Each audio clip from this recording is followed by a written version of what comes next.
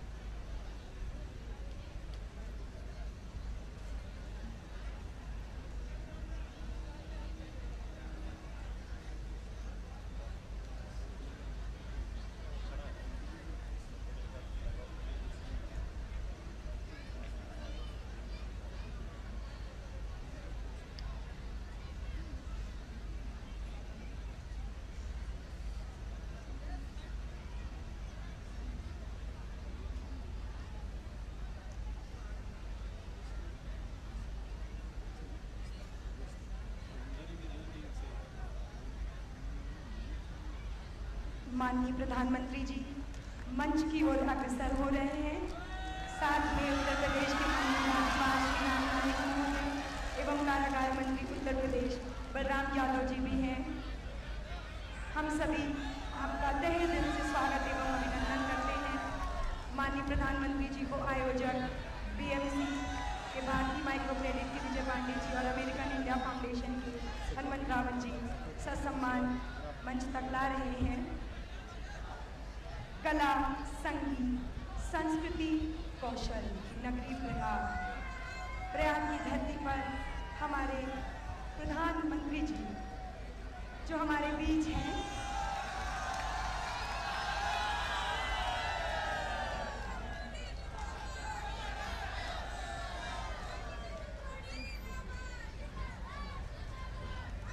मैं कंचन सिंह अति विनम्रतापूर्वक हृदय से माननीय प्रधानमंत्री जी का स्वागत एवं अभिनंदन करती हूँ।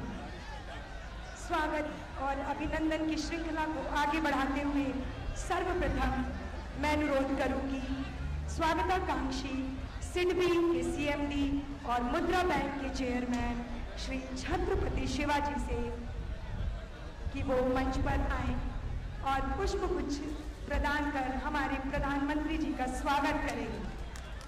पुष्पगुच्छ प्रदान करते हुए chairman Chhatrapati Shivaji IAS।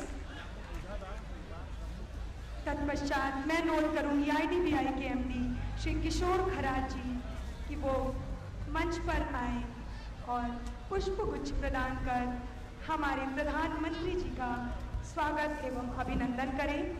IDBI के MD श्री किशोर खराज जी प्रधानमंत्री को पुष्पगुच्छ प्रदान करते हुए। तत्पश्चात मैं AIF के कंट्री डायरेक्टर श्री निशांत पांडे जी से अनुरोध करूंगी कि वो पुष्पगुच्छ प्रदान कर हमारे प्रधानमंत्री जी का स्वागत एवं अभिनंदन करें। भारतीय महिला बैंक की कार्यकारी निदेशक मिस SM स्वाति जी से भी अनुरोध करूंगी कि वो मंच पर आएं और हमारे प्रधानमंत्री जी का स्वागत करें।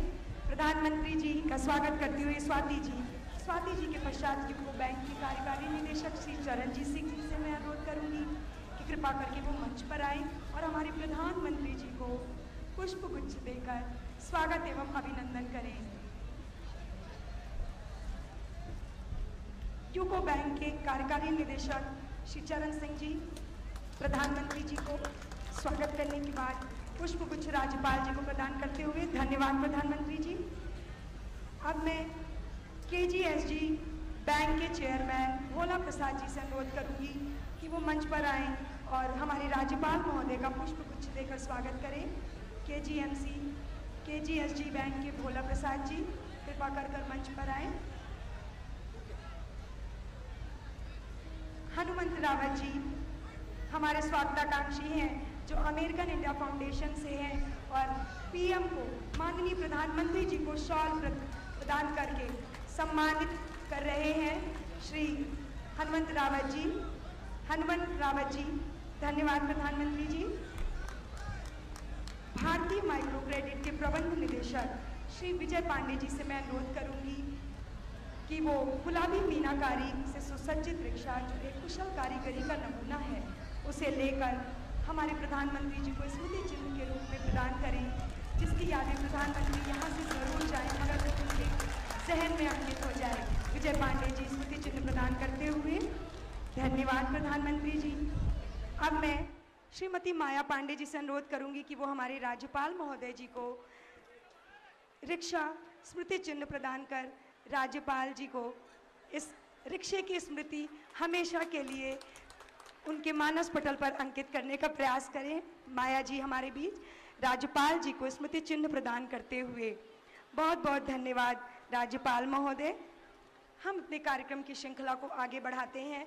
जैसा कि हम सभी जानते हैं कि आज हमारे प्रधानमंत्री जी वित्तीय समावेश के अंतर्गत वाराणसी में 101 ई रिक्शा और 501 साइकिल रिक्शा का वितरण करने के लिए हमारे बीच आए हुए हैं। हमारे लिए परम सौभाग्य का दिन है जिसे शब्द में हम बांध नहीं सकते। मैं कार्यक्रम को आगे बढ़ाते हुए प्रधानमंत्री जन धन योजना के अंतर्गत रुपे कार्ड का वितरण कराने के लिए सर्वप्रथम नूरजहां जी को मंच पर बुलाऊंगी कि वो मंच पर आएं और हमारे प्रधानमंत्री जी से रुपे कार्ड लेकर अपनी जीवन शैली में एक नया मोड़, एक नया उत्साह और विकास के नए पथ पर अग्रसर हों। नूरजहां जी के बाद सोनी जी आप मंच पर आइए और हमारे प्रधानमंत्री जी से रुपे कार्ड अभी नूरजहां जी प्राप्त करती हुई प्रधानमंत्री जी से ये भी क्षण उनके लिए अविस्मरणीय रहेगा निश्चय ही। और ऐसे ही अविस्मरणीय क्षण के लिए सोनी जी हमारे बीच आएं और प्रधानमंत्री जी से रुपे कार्ड प्राप्त करें। सोनी जी के बाद प्रधानमंत्री जी का समय बहुत कीमती है, कृपा कर क्रम से आते जाएं हमारे कार्यकर्ता। ये सोनी जी प्राप्त करते हुए रुपे कार्ड। रिक्शा संघ पैकेज के लिए भी मैं प्रधानमंत्री जी से अनुरोध करूंगी कि रिक्शा संघ पैकेज का भी वितरण वो करें अपने कर कमलों से। श्रीमती राधा जी तैयार रहें और हमारे प्रधानमंत्री जी से रिक्शा संघ पैकेज प्राप्त करें। बहुत गर्मी है, प्रधानमंत्री स्वयं हमारी देश की ऊर्जा है और जब दो ऊर्जा एक साथ है तो निश्चय ही कुछ वातावरण बदलेगा जरूर। रिक्शा संघ पैकेज प्रदान करते हुए माननीय प्रधानमंत्री श्रीमती राधा एवं उनके पतिदेव को श्री एवं श्रीमती सीमा जी भी प्रधानमंत्री जी से रिक्शा पैकेज प्राप्त करते हुए आप आए मंच पर और माननीय प्रधानमंत्री जी से रिक्शे की चाबी लें। ये रिक्शा, ये चाबी एक सिंबल है, एक प्रतीक है आपकी जीवन को माननीय प्रधानमंत्री जी की सोच, विकास की सोच, डिजिटल इंडिया की सोच से जोड़ने के लिए कि आप भी विकास के पथ पर यूं ही बैटरी वाला रिक्शा चाबी घुमाएं और अपने जीवन को आगे बढ़ाएं। बहुत बहुत धन्यवाद प्रधानमंत्री जी, बहुत बहुत धन्यवाद। धन्यवाद प्रधानमंत्री जी। NSDC ASDC द्वारा एक कौशल विकास प्रमाण पत्र दिया जा रहा है। लाभार्थी का नाम है रियाजुल हक। रियाजुल हक अपने कौशल के लिए पहचाने जा रहे हैं वाराणसी में। शहनावाज जी आप भी आएं।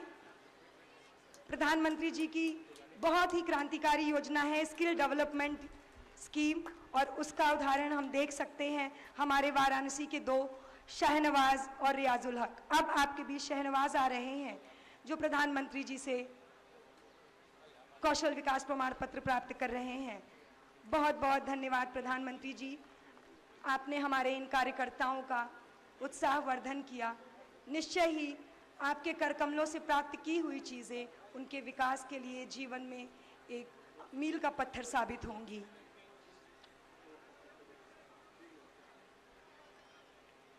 माननीय प्रधानमंत्री जी देश की ऊर्जा हैं, जिनके कुशल नेतृत्व में हमारा देश प्रत्येक क्षेत्र में विकास के पथ पर निरंतर अग्रसर हो रहा है। निस्वार्थ भाव से देश की सेवा में रत अत्यंत प्रभावशाली व्यक्तित्व, अद्भुत संवाद क्षमता के धनी माननीय प्रधानमंत्री जी ने देश को नवीन ऊंचाइयां प्रदान की है। अंतर्राष्ट्रीय स्तर पर भारत देश का मान बढ़ाया है, जिसे सोचकर हम सभी 125 करोड़ देशवासी गर्व से भर जाते हैं। हम सबका विकास, सबका साथ, ऐसी बात को लेकर बढ़ने वाले हमारे प्रधानमंत्री, हम सबका परम सौभाग्य है कि आप स्वयं हमारे बीच हैं। मैं अति विनम्रतापूर्वक परम आदरणीय माननीय प्रधानमंत्री जी से अनुरोध करूंगी कि वो अपनी ओजस्वी वाणी से संबोधित कर हमें अनुग्रहित करें। हमारे बीच स्वयं प्रधानमंत्री माननीय श्री नरेंद्र मोदी।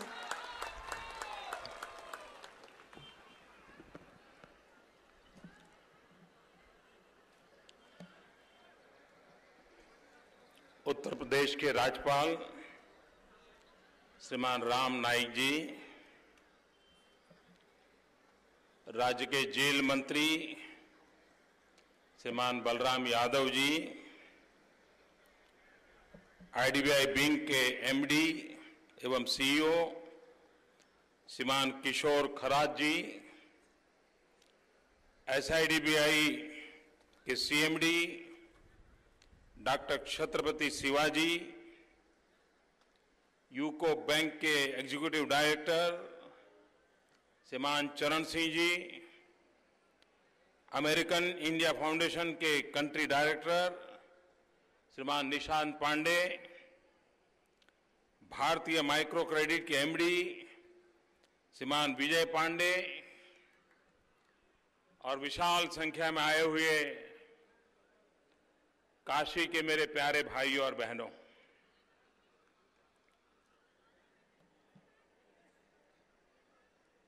आज यहां जो कार्यक्रम हो रहा है, ये कार्यक्रम सिर्फ कुछ गरीब परिवारों का जीवन बदलेगा ऐसा नहीं है। ये कार्यक्रम एक ऐसी शुभ शुरुआत है जो काशी के भाग्य को बदलेगा।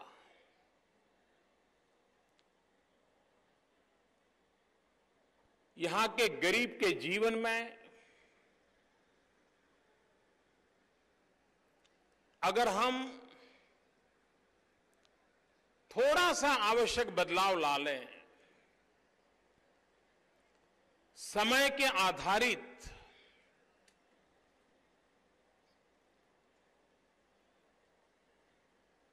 जीवन में टेक्नोलॉजी का प्रवेश करें, तो गरीब से गरीब व्यक्ति की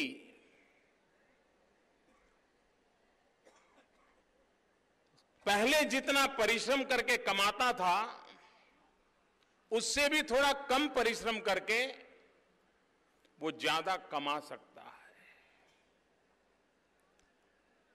आज यहां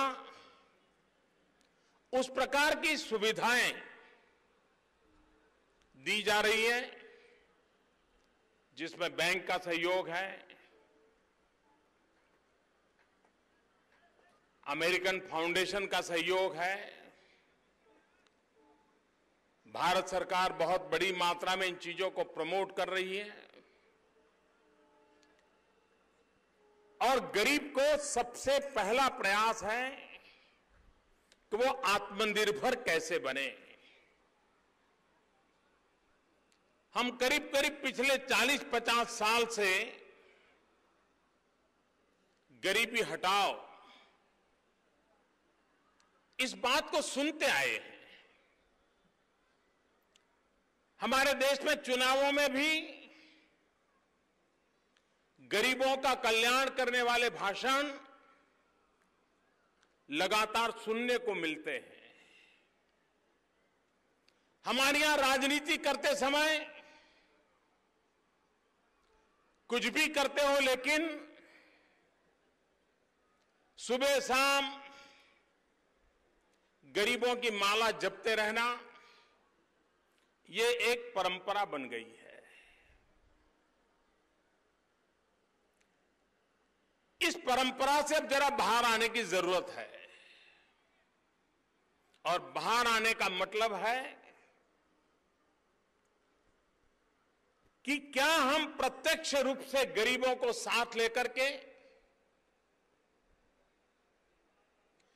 गरीबी से मुक्ति का अभियान चला सकते हैं क्या? अब तक जितने प्रयोग हुए हैं उन प्रयोगों से जितनी मात्रा में परिणाम चाहिए था वो देश को मिला नहीं है। गरीब की जिंदगी में भी जिस तेजी से बदलाव आना चाहिए वो बदलाव हम ला नहीं पाए हैं। मैं किसी सरकार को दोष देना नहीं चाहता हूं, किसी दल को दोष देना नहीं चाहता हूं, लेकिन कुछ अच्छा करने की दिशा में एक नए सिरे से गरीबों के कल्याण के लिए मूलभूत बातों पर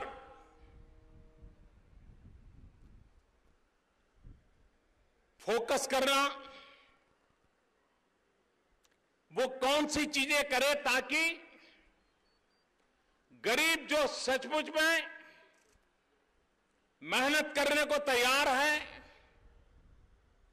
गरीबी की जिंदगी से बाहर निकलने को तैयार है। आप किसी भी गरीब को पूछ लीजिए, उसे पूछिए कि भाई क्या आप अपने संतानों को ऐसी ही गरीबी वाली जिंदगी जिए ऐसा चाहते हो कि अच्छी जिंदगी जिए ऐसा चाहते हो? गरीब से गरीब व्यक्ति भी ये कहेगा कि मैं मेरे संतानों को विरासत में ऐसी गरीबी देना नहीं चाहता हूं, मैं उसे एक ऐसी जिंदगी देना चाहता हूं कि जिसके कारण वो अपने कदमों पर खड़ा रहे, सम्मान से जीना शुरू करें और अपनी जिंदगी को गौरव पर बताएं। ऐसा हर गरीब मां बाप की इच्छा होती है। उसको वो पूरा कैसे करें?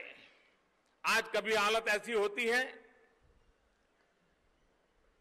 कि वो मजदूरी करता है, लेकिन अगर थोड़ा सा स्किल डेवलपमेंट कर दिया जाए, उसको थोड़ा हुनर सिखा दिया जाए, तो पहले अगर वो 100 रुपया कमाता है, थोड़ा हुनर सिखा दिया तो वो 250-300 रुपया कमाना शुरू कर देता है।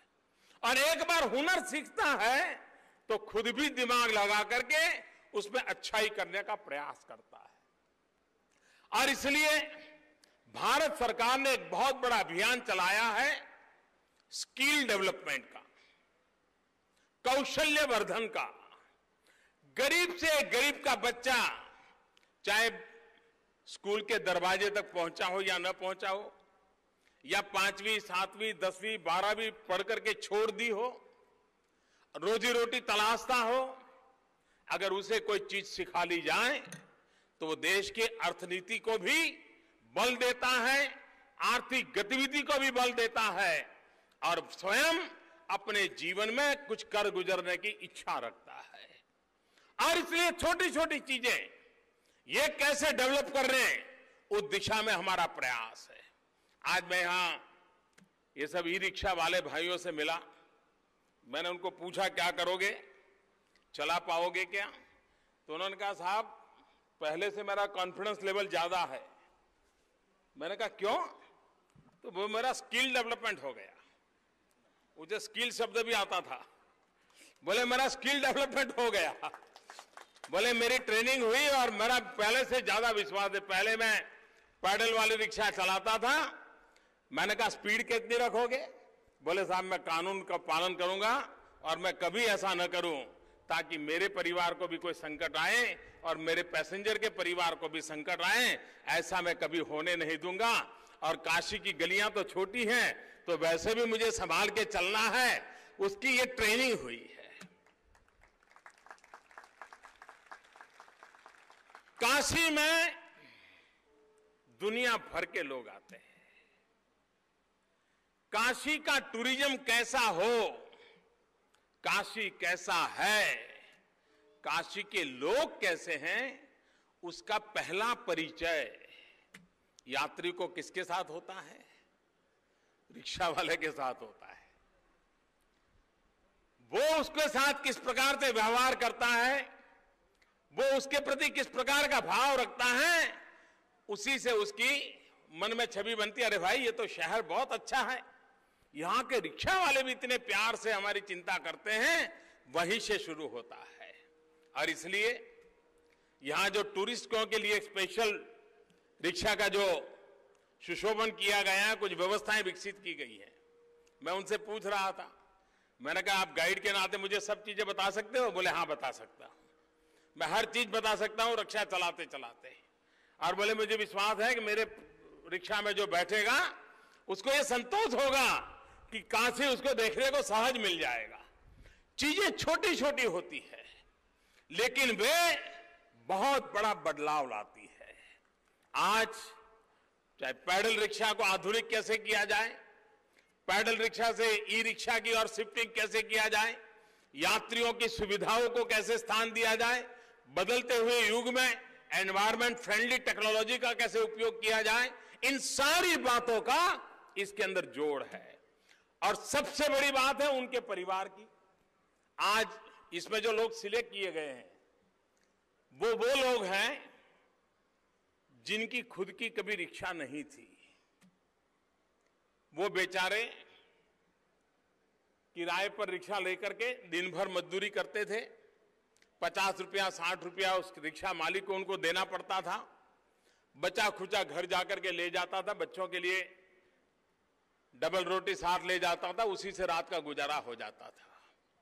इस प्रयोग का सबसे बड़ा लाभ उन गरीब रिक्शा वालों को है कि अब उनको वो जो ऊंचे ब्याज से पैसे देने पड़ते थे उससे अब मुक्ति हो गई। अब वो जो पैसे होंगे वो बैंक के बहुत ही कम रेट से पैसा जमा करेगा और कोई साल के अंदर, कोई 2 साल में इस रिक्शा का मालिक हो जाएगा। जब उसे पता है, इसका मतलब ये हुआ कि उसकी ये बचत होने वाली है। ये पैसे उसके किसी और की जेब में नहीं जाने वाले, खुद की जेब में जाने वाले हैं, ताकि वो 1 साल 2 साल के बाद इसका मालिक बन जाने वाला है। और मुझे विश्वास है कि इस प्रकार की व्यवस्था के कारण आने वाले दिनों में जितने परिवार हैं उनको फिर गरीबी की हालत में रहने की नौबत नहीं आएगी, वो आगे बढ़ेंगे। मैंने उनसे पूछा कि बच्चों को पढ़ाओगे क्या? बोले साहब अब तक तो कभी कभी मन में रहता था कि कितना पढ़ाऊं, कहां से पैसा लाऊं, लेकिन ये जो आपने व्यवस्था की है, अब मैं आपको विश्वास दिलाता हूं, मैं बच्चों को पढ़ाऊंगा। मेरी बात तो 5-6 लोगों के साथ हुई है, लेकिन यहां जिन लोगों को आज रिक्शा मिल रही है उन सबसे मेरा आग्रह है, कितनी ही तकलीफ क्यों न हो, मेरे प्रति नाराजगी व्यक्त करनी है तो जरूर करना, आपको हक है, लेकिन बच्चों को पढ़ाई से कभी खारिज मत करना, बच्चों की पढ़ाई को प्राथमिकता देना। गरीबी के खिलाफ लड़ाई लड़ने का सबसे बड़ा औजार और सस्ते से सस्ता औजार कोई है तो अपने संतानों को शिक्षा। अगर हम अपने बच्चों को शिक्षा देंगे तो दुनिया की कोई ताकत नहीं है जो हमें गरीब रहने के लिए मजबूर कर दें। देखते ही देखते स्थिति बदलना शुरू हो जाएगा। और इसलिए मैं आग्रह करूंगा कि ये जो नई सुविधाएं जिन जिन परिवारों को मिल रही हैं, वे अपने बच्चों को पढ़ाने के विषय में कोई कॉम्प्रोमाइज न करें, अपने बच्चों को जरूर पढ़ाएं। आज मुझे एक परिवार से मिलना हुआ। वो बहन चौराहे पर दरी बिछा करके सब्जी वगैरह बेचती रहती थी। आज उसको एक ठेला मिल गया है। मैंने उसको पूछा क्या फर्क पड़ेगा? बोले जी पहले तो मैं जहां बैठती थी कोई आया तो माल लेके जाता था, अब मैं अलग अलग इलाकों में जाऊंगी, अपना समय पत्रक बना दूंगी कि इस इलाके में सुबह 9 बजे जाना है, इस इलाके में सुबह 10 बजे जाना है, इस इलाके में 11 बजे जाना। तो लोगों को भी पता रहेगा कि मैं कितने बजे वहां माल अपना लेकर के जाऊंगी, तो वो जरूर उस समय पर मेरा माल ले लेंगे। अब देखिए, अनपढ़ महिला, लेकिन उसे मालूम है कि मैं ऐसा टाइम टेबल बनाऊंगी कि इस इलाके में 9 बजे जाती हूं तो हर रोज 9 बजे वहां पहुंच जाऊंगी। इस इलाके में दोपहर को 12 बजे पहुंचती हूं, मतलब 12 बजे पहुंच जाऊंगी। यानी उसको बिजनेस का परफेक्ट मैनेजमेंट मालूम है। ठेला चलाते चलाते भी अपनी जिंदगी बदली जा सकती है, इसका विश्वास उसके अंदर आया है। ये छोटी छोटी चीजें हैं जिसके द्वारा हम एक बहुत बड़ा बदलाव लाने को कोशिश कर रहे हैं। अभी प्रधानमंत्री जनधन खाते खोलने का जो अभियान चलाया, हमारे देश में सालों से कहा जाता था कि गरीबों के लिए बैंकों का राष्ट्रीयकरण किया गया है, लेकिन बैंकों के राष्ट्रीयकरण के 40-50 साल के बाद भी बैंक के दरवाजे पर कभी कोई गरीब दिखाई नहीं दिया था, और इस देश में कभी उसकी चर्चा भी नहीं थी। इस देश में ऐसा क्यों, ये सवाल इस देश के किसी बुद्धिमान व्यक्ति ने किसी राजनेता को नहीं पूछा, किसी सरकार को नहीं पूछा, 50 साल में नहीं पूछा। टेकन फॉर ग्रांटेड था।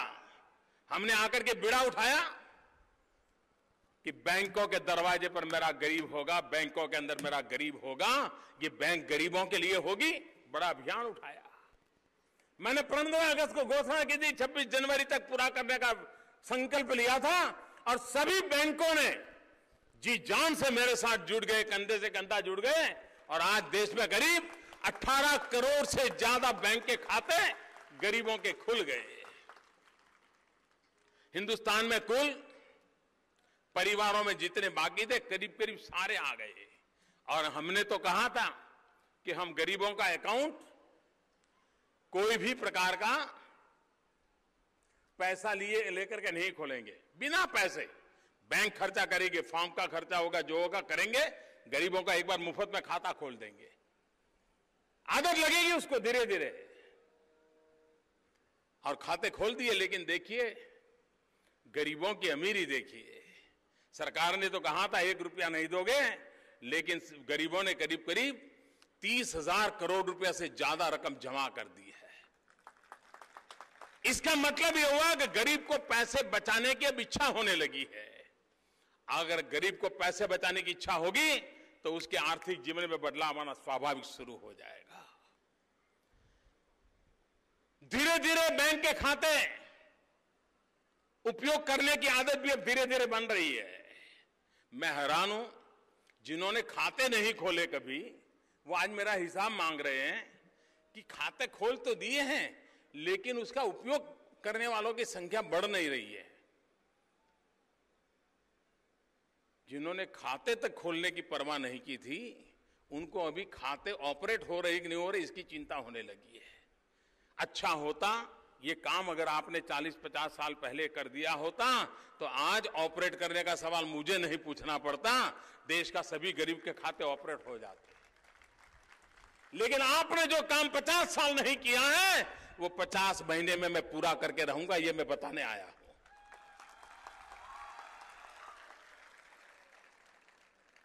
गरीब का भला कैसे हो?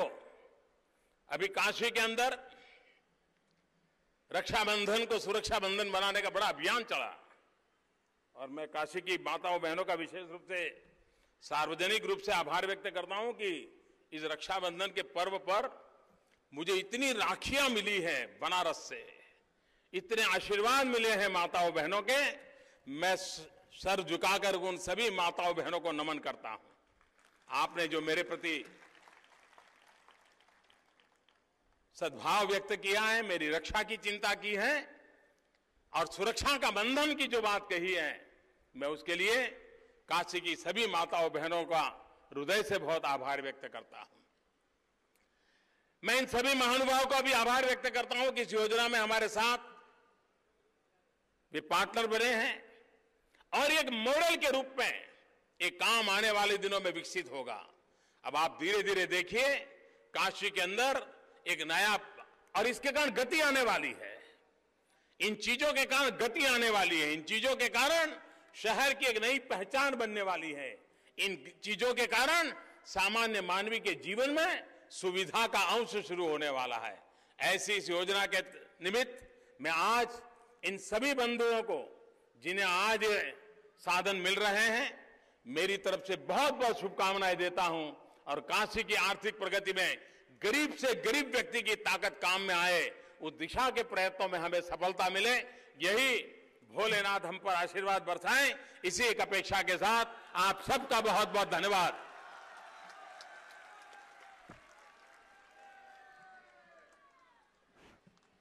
बहुत बहुत धन्यवाद प्रधानमंत्री जी। धन्यवाद प्रधानमंत्री जी। आपके इस ओजस्वी भाषण से, ओजस्वी वाणी से कोई भी ऐसा व्यक्ति नहीं होगा जिसके हृदय के तार आपके शब्दों से जुड़ न गए हों और आपकी बात, जो मन की बात है, जो वाणी की बात है, वो उन तक पहुंची ना हो। आपके हर एक शब्द, आपकी हर एक सोच, छोटी से छोटी बातों पर आपके ध्यान देने का तरीका, ये निश्चय ही हम सबको बहुत आकर्षित करता है। हम सभी अति उत्साही हैं कि आप यहाँ हैं और आप इस तरीके से हमारे विकास के लिए इतने चिंतित हैं। निश्चय ही जिस देश का प्रधानमंत्री जनवासियों के लिए इतना चिंतित हो, इतना कार्यरत हो, इतनी ऊर्जा उसमें क्षय कर रहा हो, वो देश अब पिछड़ा नहीं रह सकता। निश्चय ही वो आगे बढ़ेगा, ज़रूर बढ़ेगा। मैं प्रधानमंत्री जी से अनुरोध करूंगी कि हमारे इन रिक्शा भाइयों को हरी झंडी दिखलाकर एक नए बदलाव के लिए, जीवन में आगे बढ़ने के लिए एक रास्ता दिखाएं। हमारे प्रधानमंत्री जी हरी झंडी दिखलाते हुए हमारे रिक्शा भाइयों को आप सभी से अनुरोध है कि तालियों से स्वागत करें। प्रधानमंत्री जी की हरी झंडी दिखाना ही इनके लिए एक बहुत बड़ी प्रेरणा है, उत्साह का कारक है। निश्चय ही ये क्षण भी उनके लिए अविस्मरणीय होगा। स्वयं हम सब के लिए भी ये एक याद है और अविस्मरणीय ही है। हमारे प्रधानमंत्री जी की हरी झंडी के साथ ही एक नए बदलाव के जीवन में प्रवेश करते हुए हमारे रिक्शा, ट्रॉली, पैदल रिक्शा के भाई आगे बढ़ रहे हैं। बहुत बहुत धन्यवाद प्रधानमंत्री जी।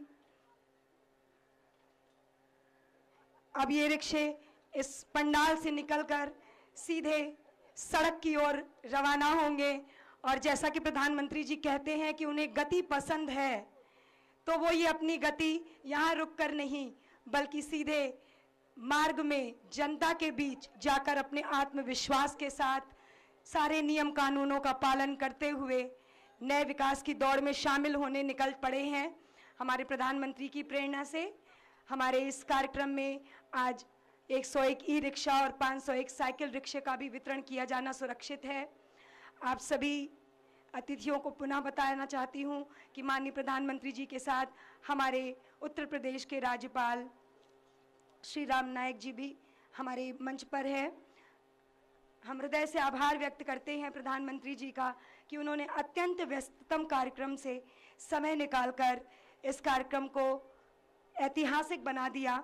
हम धन्यवाद करते हैं समस्त अतिथियों का जो यहाँ पर आए और कार्यक्रम को एक स्तर प्रदान किया। प्रधानमंत्री जी हमारे लिए निश्चय ही प्रेरणा स्रोत रहे हैं, युवाओं की प्रेरणा स्रोत। प्रधानमंत्री जी हमारे बीच से अब रवाना होने के लिए तैयार हैं, वो अपने अगले कार्यक्रम के लिए जाएंगे, पर हम सभी आयोजक BM